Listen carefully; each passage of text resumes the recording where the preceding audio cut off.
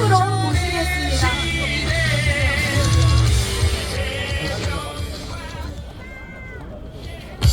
네, 여러분, 행정수도 최종 완성은 김대중 대통령의 꿈이자 노무현 대통령의 꿈입니다. 그 의지 이재명 후보가 이어가겠습니다.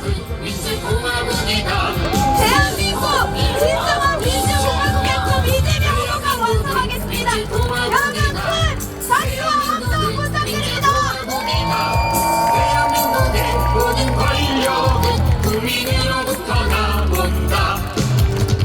한번 외쳐보겠습니다. 여러분, 행정수도 세종의 꿈 완성할 사람 누굽니까? 모든 권력은 국민으로부터 나온다. 대한 중심, 회복과 성장.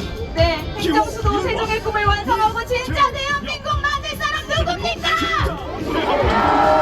기호 1번 이재명. 대한민국은 민주공화국이다. 네, 다시 한번 큰 박수와 함성 부탁드립니다. 대한민국의 모든 권력은 국민으로부터 나온다. 대한민국은 민주공화국이다. 대한민국은 민주공화국이다. 이재명 후보의 연설 듣기 전에 여러분 어깨 높이 들고 다시 한번 외쳐보겠습니다. 준비되셨습니까? 세종시민 여러분, 충남도민 여러분 준비되셨습니까? 진짜! 지금은 이재명! 이재명! 네, 이재명 후보의 연설 여러분의 함성으로 청해 듣겠습니다. 세종 시민 여러분 반갑습니다. 이재명입니다.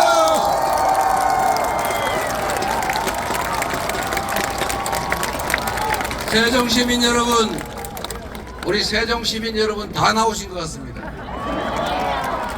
저쪽에 더 많이 계신 것 같아요. 반갑습니다. 길 건너편도. 여러분, 이 나라는 국민의 나라 맞습니까? 대통령이든 국회의원이든 시장이든 그가 행사하는 모든 권력, 그들이 사용하는 모든 예산 다 우리가 맡기고 우리가 낸 세금으로 이루어진 것 아닙니까? 그러니 그 권력과 예산은 당연히 우리 국민들의 더 나은 삶을 위하여 이 나라의 더 밝은 미래를 위해 제대로 쓰여져야 하는 것 당연하죠? 그런데 그들이 대체 무슨 짓을 했습니까? 나라를 지키고 국민의 생명과 안전을 지키라고 총 장갑차 맡겨놨더니 권력을 위임했더니 그 권력과 총칼로 국민을 위협하고 국민의 기본권을 빼앗고 국민 주권을 부정하고 영원히 이 나라 권력을 혼자서 독차지하겠다는 이 절대로 용서할 수 없는 비상계엄 내란 행위를 하지 않았습니까? 책임을 물어야죠. 다시는 꿈도 꾸지 못하게 만들어야죠. 여전히 국가기관에 숨어있는 내란 잔존 세력들을 완전히 뿌리 뽑아서 그에 상응하는 엄정한 책임을 반드시 물어야 되지 않겠습니까? 이번 대선이 바로 그 내란을 극복하고 민주주의를 회복하고 이 나라 주인이 국민이라는 사실을 다시 확인하고 증명하는 공간 아닙니까? 그런데 지금 묘한 일이 벌어지고 있지 않습니까? 내란 주요 임무 종사자들은 다 구속돼서 재판을 받고 있는데 내란 수괴는 뻔뻔하게 얼굴 들고 대로를 활보하고 강아지 데리고 산책하고 심지어 김문수 후보 지지합니다. 김문수 당선시켜주세요. 그게 우리가 살 길입니다. 이런 편지 보내고 있지 않습니까? 말이 됩니까 여러분? 조금 전에도 보니까 전광훈 목사가 우리 윤석열 내란 수계가 보낸 편지를 낭독했다고 기사에 떴더군요. 제가 얼른 읽어봤어요. 제가 기가 차서 말이 안 나왔습니다. 이 내란 세력들 때문에 나라를 다시 반듯하게 되돌려 놓자고 우리 대통령 선거 다시 하는 것 아닙니까? 헌법재판소와 법원이 이거 명백한 위헌의 친위 군사 쿠데타 내란이다 판정해서 영장 발부하고 재판 중이고, 헌법재판소는 파면 결정했는데 아직도 김문수 후보 내란 세력 우두머리 윤석열과 단절을 하겠냐 물어봤는데 아직도 대답을 안 해요. 전광훈 아스팔트 극우 목사와 눈물 흘리면서 슬퍼하면서 애정하시던데 단절할 생각 있냐 물었더니 눈물 흘린 일 없다는 거짓말을 하면서도 단절하겠다는 얘기는 끝까지 안 하고 있습니다. 이번 대선에서 김문수 후보가 혹여라도 당선되는 날이면 윤석열 아바타 전광훈의 꼭두각시 김문수가 다시 당선되면 내란 세력의 화려한 귀한 상왕 윤석열에 의한 대한민국의 지배가 이루어지지 않겠습니까? 용인할 수 있겠습니까? 막아야지요. 투표는 총알보다 강합니다. 여러분의 투표로, 여러분의 주권 행사로 내란 세력의 귀환을, 민주주의의 완전한 파괴를 반드시 막아주시겠습니까? 자신 있습니까? 할 수 있습니까? 확실하죠? 믿어도 되겠죠?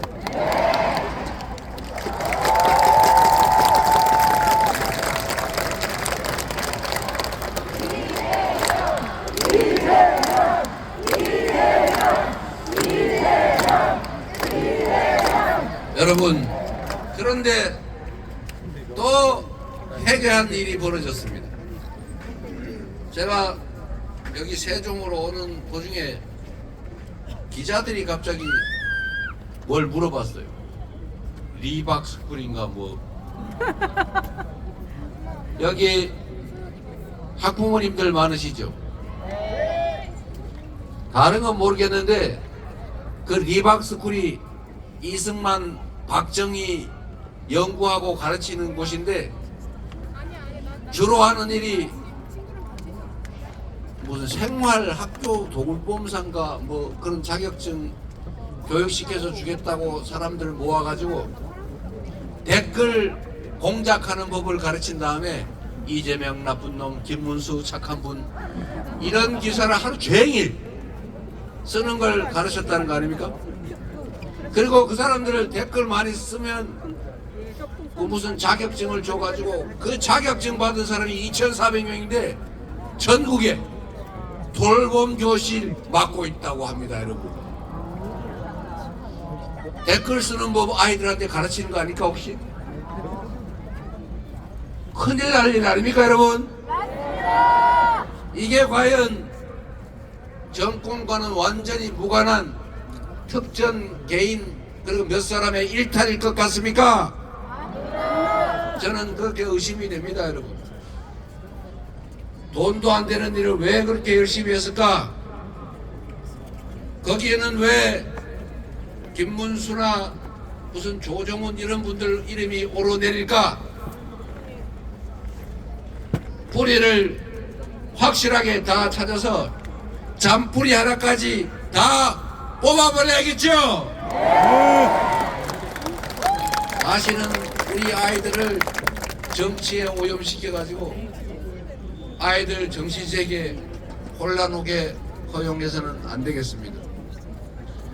정치도 좋고 네 편, 내 편도 좋지만 왜 남의 귀한 자식들을 그렇게 오염시키려고 하는 것입니까? 사람은 다 우주의 무게를 가진 귀한 존재 아닙니까? 자기들 혼자 좋아서 편가르고 누구 숭상하고 뭐 댓글 달고 그러다 처벌받고 인생 망치는 거 각자의 선택이니 용기는 하겠지만 왜 남의 귀한 자식을 아직 자기 주관도 뚜렷하게 행성되지 않은 그들에게조차 그런 악영향을 미칩니까? 이것은 민주주의를 파괴하고 인간성을 위협하는 절대로 허용해서는 안 되는 폐악이다. 맞습니까, 여러분? 확실히 뿌리 뽑아야 되겠죠? 책임을 물어야 되겠죠? 다시는 이런 일 꿈도 못 꾸게 만들어야 되겠죠? 여러분이 해주시기 바랍니다. 제가 오다 보니까 세종에는 길가에 유난히 어린이들이 많더군요. 이 동네는 침투 안 했기를 바랍니다. 어디 쪽에 있는 거야? 그리고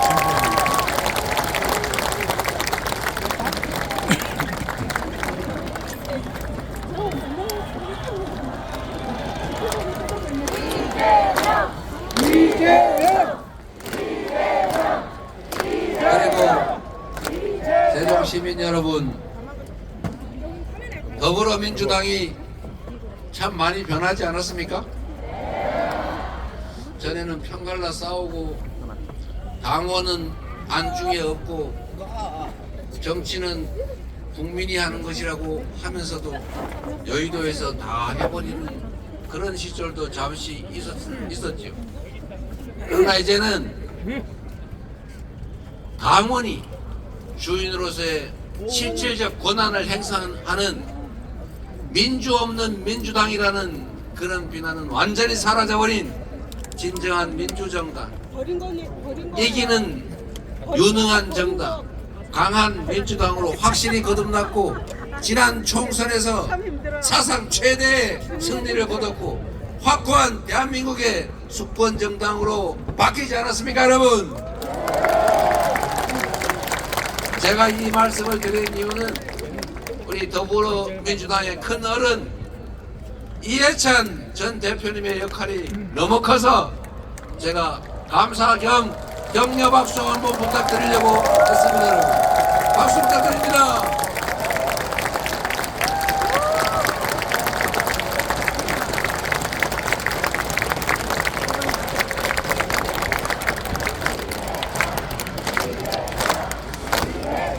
존경하는 이해찬 전 대표님께서 건강하시게 그리고 행복한 마음으로 새로운 대한민국을 지켜봐 주시기를 바랍니다.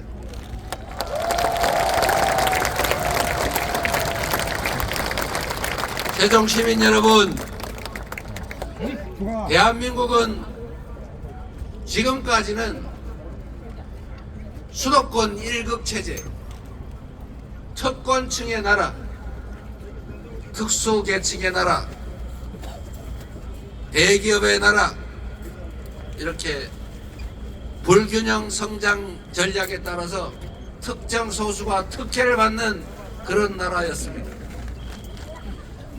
한때는 이 전략이 성공적이어서 우리가 부족한 자원이나 기회를 다 나누면 흩어지니까 대기업 몇 군데, 서울 특정 지역, 대도시 몇 군데, 특정 계층, 잘 배우고 잘난 사람 몇몇에게 특별한 혜택을 주는 이런 방식으로 대한민국이 성장해 왔습니다.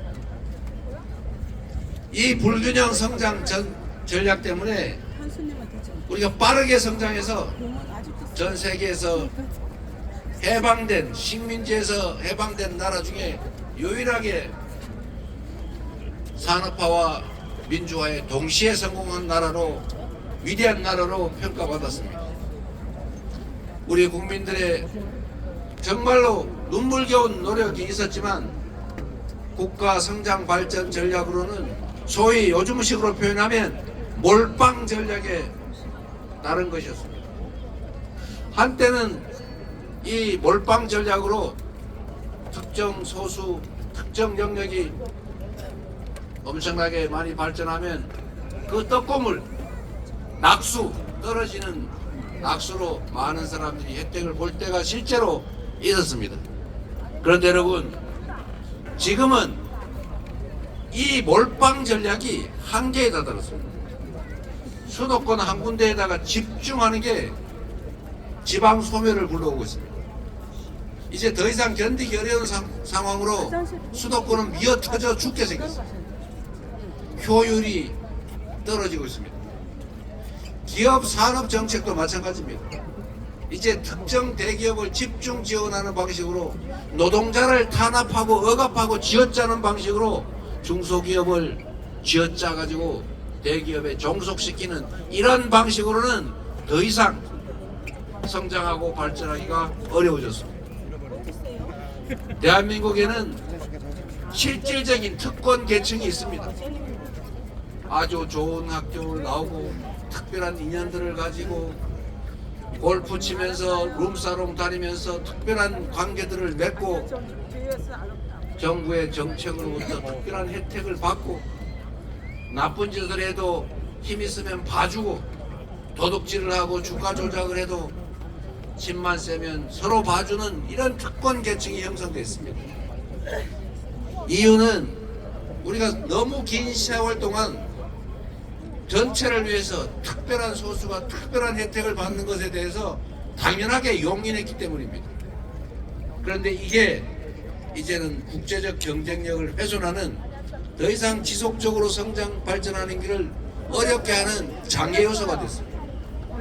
그래서 이제는 방향을 전환해야 됩니다. 세계 경제기구, OECD 이런 국제기구들이 권고하는 바처럼 앞으로 한 국가가 지속적으로 경제 성장을 해 나가려면 성장의 기회와 성장의 과실을 균등하게 나누는 포용 정책을 취해야 가능하다. 이게 최근에 나온 얘기가 아니라 십수년 된 아주 오래전 얘기입니다. 우리 사회 자원, 기회, 자본 너무 많지만 다 한쪽으로 몰려가지고 이쪽에서 썩어 나가고 대다수의 사람은 그 기회조차 누리지 못하기 때문에 사회 전체의 효율이 떨어지는 것 아닙니까? 사람들 다수는 힘겨워하고 자원의 효율적 배분이 이루어지지 않으니까 자원이 효율적으로 사용되지 못하고 그러니까 사회 전체의 총량이 더 많이 늘어나지 못하는 거죠. 이걸 정확하게 지적한 것이 바로 포용 성장론입니다, 여러분. 전 세계에서 석학들이 다 그렇게 주장하지 않습니까? 그런데 대한민국에서는 이 주장을 하면 빨갱이라 그래요. 빨갱이. 저 빨개 보입니까? 그 빨갱이 얘기하는 사람들이 요새 빨갛게 하고 다니던데.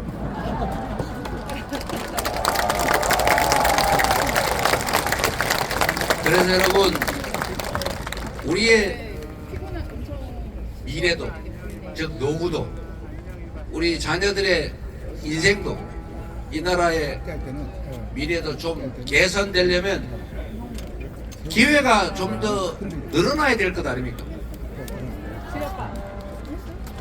대통령 임기 한 번 지날 때마다 성장률이 1%씩 떨어지고 있어요.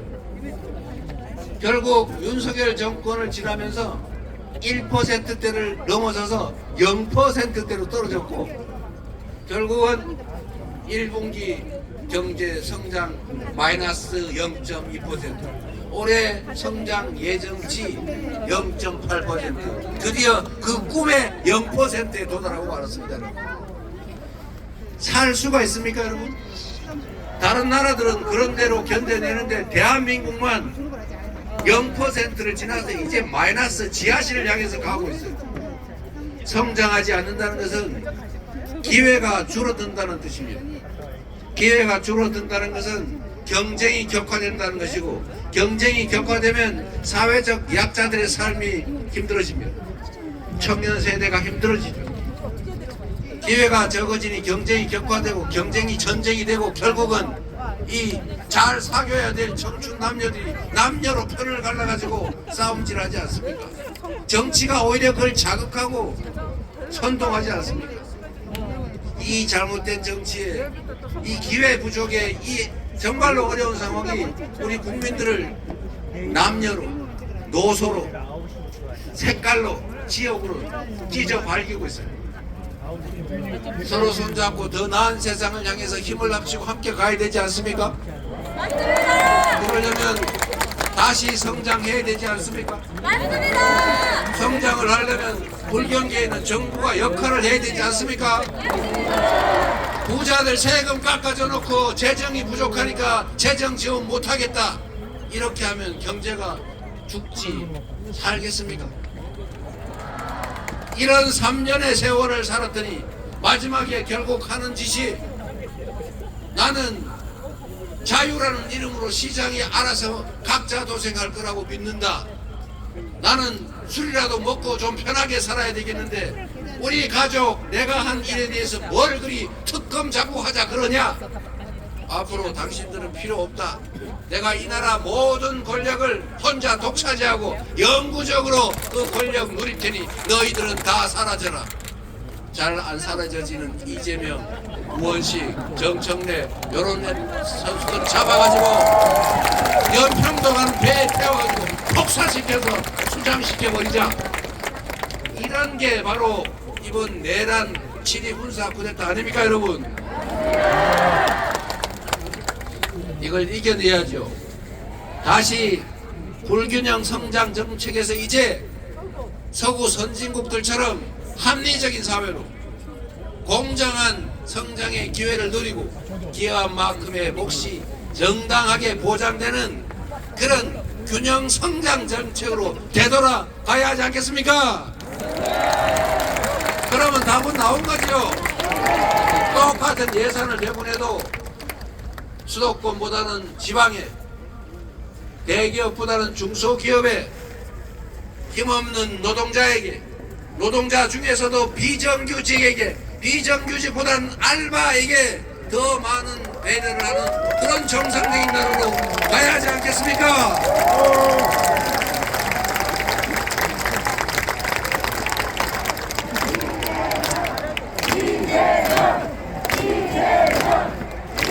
그래서 세종으로, 충청으로, 또 저 먼 지방으로 공공기관도 더 옮기고 국가기관들도 부처들도 빨리빨리 옮기고 가능하면 신속하게 국회 본회의장도 지어서 옮겨오고 헌법을 바꾸는 국민적 합의를 거쳐서 대통령실도 옮겨오고 그래서 균형적인 그런 세상을 만들어야 되지 않겠습니까? 그런데 여러분 이재명 무섭다는 사람 많아요. 다른 사람 누가 대통령 돼도 되는데 이재명은 절대 안 된다고 거품 물고 반대하는 사람들 있죠? 그 사람들한테 꼭 물어보세요. 왜 이재명이 무섭냐고.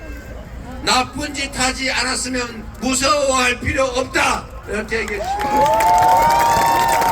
지금까지 특권적 위치에서 특혜를 누려온 게 아니라면 정상적인 사회로 우리가 바꾸겠다는 이재명을 왜 무서워하냐?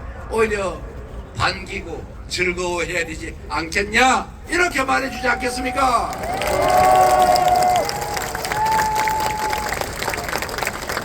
상식 아닙니까 여러분?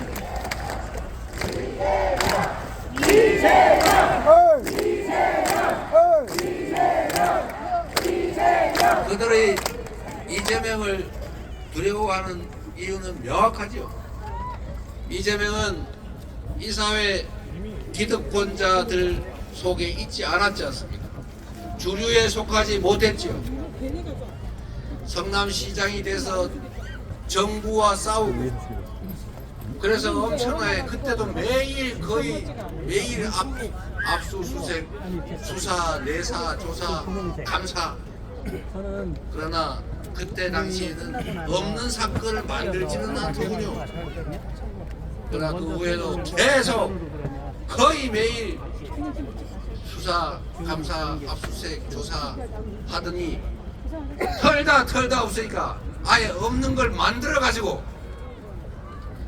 조작해서 기소해서 여기저기 그것도 찢어서 기소해놓고는 맨날 재판 받으러 다니라고 괴로우라고 변호사 비용 많이 내라고 그렇게 괴롭혔지만 우리는 그래도 죽지 않는다. 여러분 덕에 살아있지 않습니까 여러분?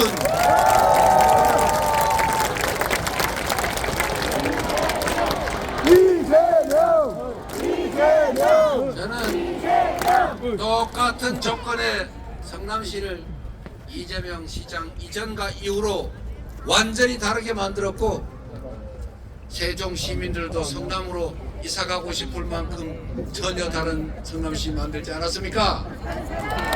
말을 안 해서 그렇지 성남시로 가고 싶었던 분 많잖아요. 똑같은 조건에서 경기도가 전국 1위의 평가를 받도록 만들었지 않습니까? 민주당을 약속한 대로 이기는 유능한 강한 민주정당으로 만들어냈지 않습니까? 이재명에게 기회를 주시면 검증된 실적으로 증명한 그 유능함과 국민에 대한 국가에 대한 충직함으로 지금의 대한민국과는 완전히 다른 새로운 대한민국 국민의 나라 진정한 민주공화국 진짜 대한민국을 확실히 만들어 놓겠습니다 여러분.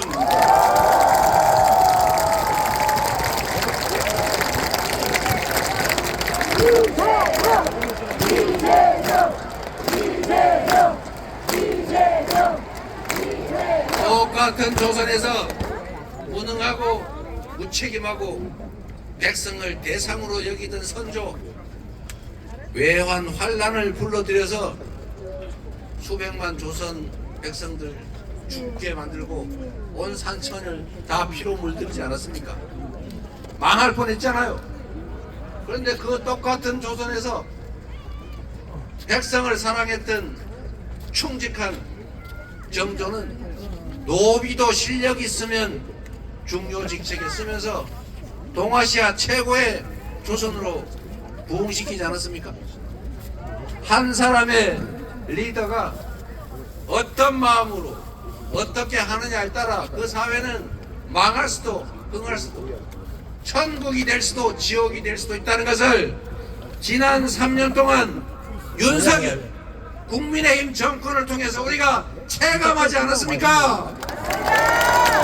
이번에는 바꿉시다. 이번에는 무슨 수를 써서라도 반드시 이겨야 합니다. 그들이 혹여라도 이기면 내란 속에 윤석열이 상황이 돼서 되돌아오고 다시 군사 쿠데타가 일상적으로 벌어지는 민주적 통제는 사라진 왕의 나라 윤석열의 나라가 되고 말 것입니다. 어떤 일이 있더라도 반드시 이겨야 하고 그러려면 투표해야 하고 투표를 통해서 그들을 압도적으로 심판하고 압도적으로 응징해야 합니다 여러분.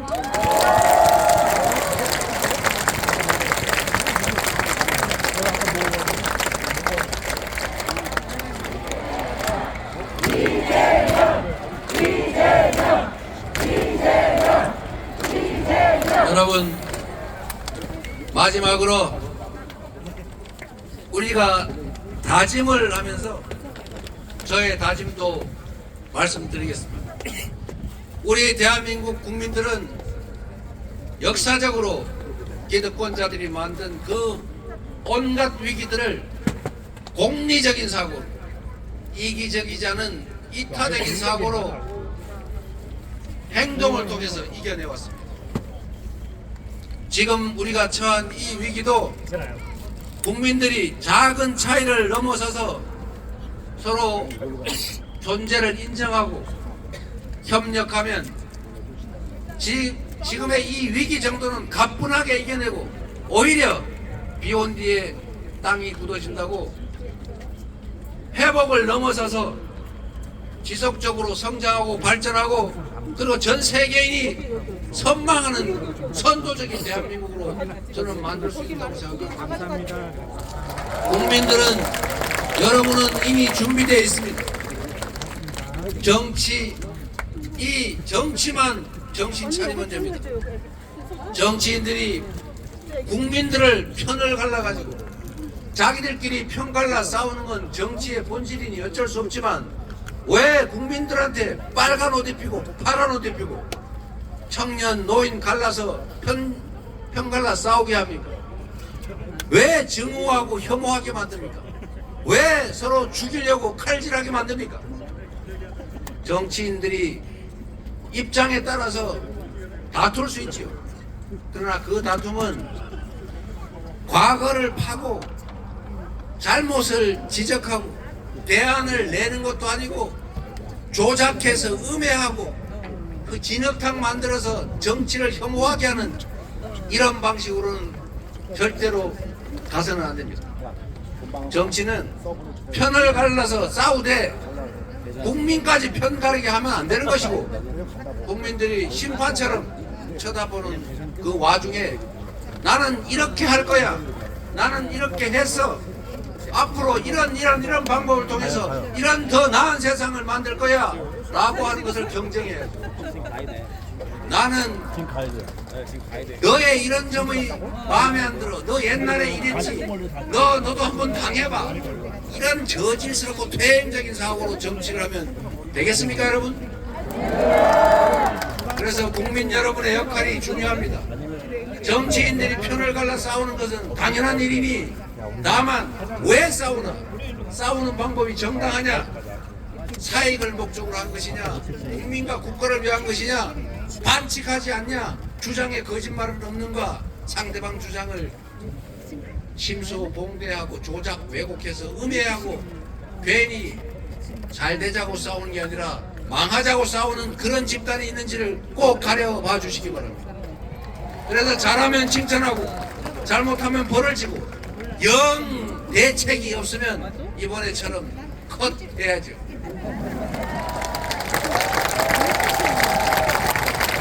지금 정치는 우리는 최소한 그러려고 하지 않습니다. 우리는 그들이 그렇게 하더라도 전 국민이 지켜보는 토론에서 뭐 별로 중요하지도 않은 옛날에 이런 사소한 이야기들 가지고 그 아까운 시간을 보내느니 저희라고 그들이 흠이 없어서 말하지 않았겠습니까? 우리가 지금 말하지 않아도 엄청 많잖아요. 그러나 우리는 그런 거 거기서 따지지 않습니다. 그들이 낮은 길로 저급하게 가더라도 우리는 품격 있게 높은 길로 가자.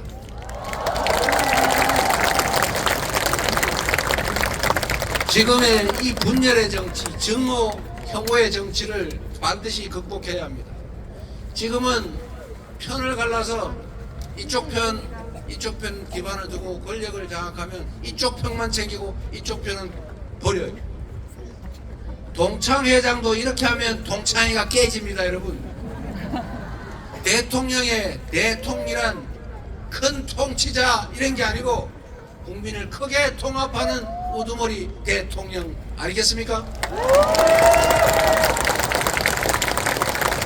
안쪽만 가지고 경상도만 우대하고 전라도를 학대하면서 경상도 거기에 의존해서 권력을 장기적으로 유지했던 그런 독재, 청춘 남녀를 편갈라 싸우게 하고 젊은이와 노인이 싸우게 하고 지역을 갈라 싸우게 하고 충청도하고 충남 충북 싸우게 하고 장애인 비장애인 싸우게 하고 이러면 나라가 어떻게 되겠습니까?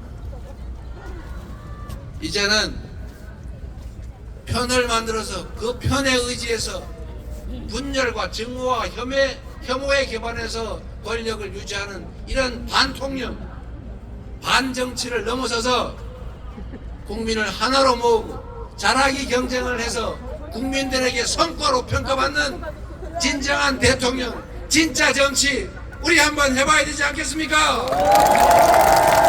그 길을 저와 민주당이 가겠습니다. 여러분과 함께 새로운 세상을 반드시 만들겠습니다.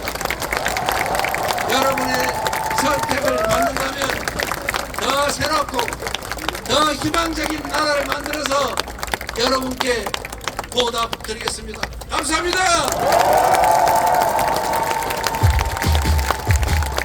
네, 여러분, 이재명이 이기면 국민이 이깁니다. 여러분의 손에 달려 있습니다. 함께 승리해 주시겠습니까? 대통령 이재명을 위해 힘을 모아주시겠습니까? 우리의 간절한 영혼을 모아 함께 외치겠습니다. 어깨를 힘껏 들고 이재명! 이재명!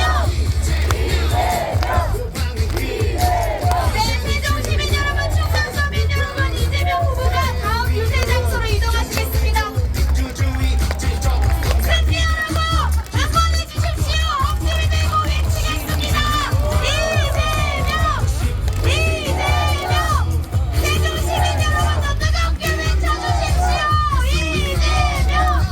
이재명! 이재명! 이재명!